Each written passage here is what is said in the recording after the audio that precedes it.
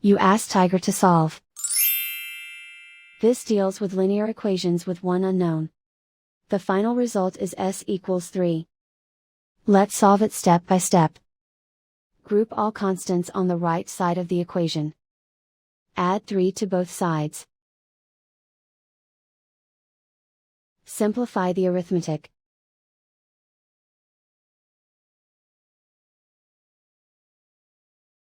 Isolate the s. Divide both sides by 2. Simplify the fraction. Find the greatest common factor of the numerator and denominator.